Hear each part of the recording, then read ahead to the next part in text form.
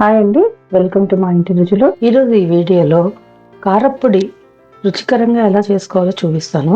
దానికి కావాల్సిన పదార్థాలు: ఎండుమిర్చి, మినపప్పు, శనగపప్పు, ధనియాలు, చింతపండు, ఉప్పు.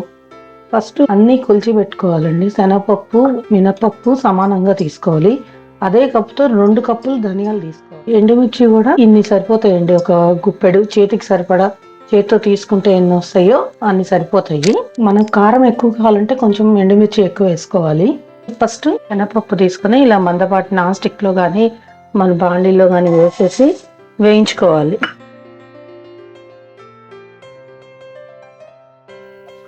ఇదిగోండి, ఇలా బాగా ఎర్రగా వేగిన తర్వాత ఒక ప్లేట్లోకి పోసుకోవాలి. చల్లారుతుంది. ఈ లోపల ఈ శనగపప్పు వేగిన తర్వాత మనం కొలిచి పెట్టుకున్నాం కదండి, సేమ్ అంతే కప్పుతో ఆ మినపప్పు కూడా వేసి వేయించాలన్నమాట. వీటిని కూడా ఎర్రగా వేయించుకోవాలి.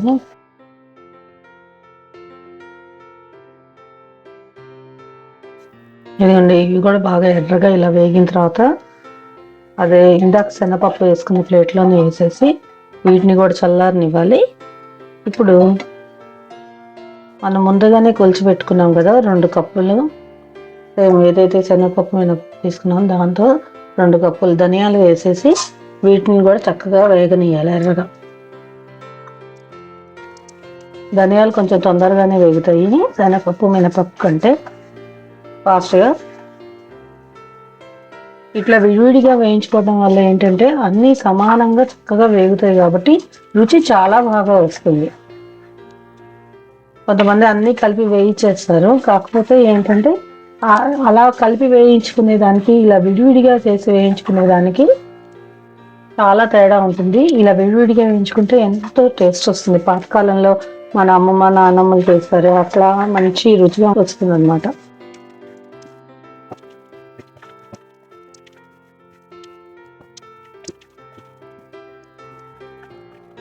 ఇదిగోండి, ఇవి కూడా చక్కగా ఎర్రగా వేగాయి, పొగలు కూడా వచ్చేస్తున్నాయి.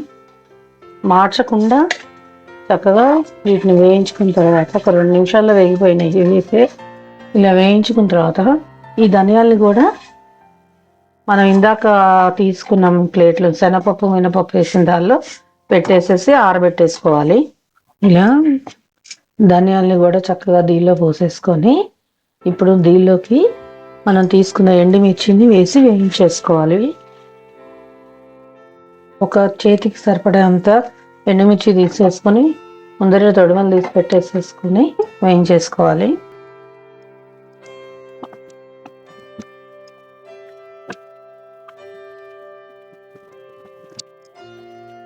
మీకు కావాలంటే ఎండుమిర్చి వేసుకునే ఒక 1/2 స్పూన్ ఆయిల్ వేసుకోవచ్చు.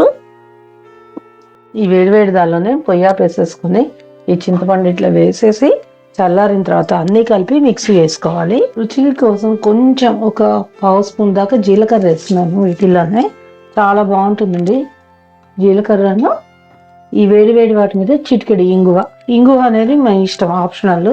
రుచి చాలా బాగుంటుంది ఇంగువ వేస్తే, అందుకని నేను కొంచెం ఇంగువ కూడా వేసేస్తున్నాను. ఇంగువ వేసేసుకొని చల్లార్చుకొనియాలి. ఇలా ఇంగువ వేసుకున్న తర్వాత వీటిని కూడా ఇందాక తీసుకున్న దాన్ని వేసేసుకొని కొంచెం చల్లారనివ్వాలన్నమాట. బాగా చల్లారిన తర్వాత మనం మిక్సీ వేసుకోవాలి. ఇలా కారపొడికి వేయించుకొని ఒక ప్లేట్లో తీసి పెట్టుకున్నాం కదా, ఇవన్నీ ఒక మిక్సీ జార్లో వేసుకొని మనం మిక్సీ వేసుకోవాలి. మిక్సీ వేసుకునేటప్పుడే ఉప్పు నేను ఒక 1.5 స్పూన్ ఉప్పు వేసుకొని మిక్సీ వేసుకోవాలి.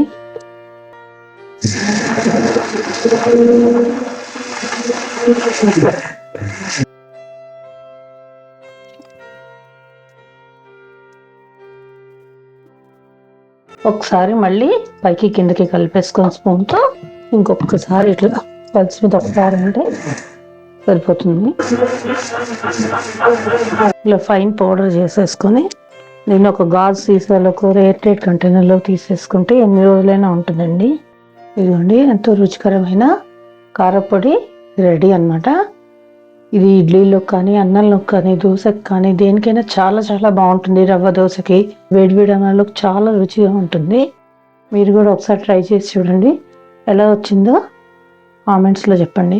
ఇలాంటి ఎంతో మంచి వీడియోల కోసం నా ఛానల్ని లైక్ చేయండి, షేర్ చేయండి, సబ్స్క్రైబ్ చేయండి. Thank you.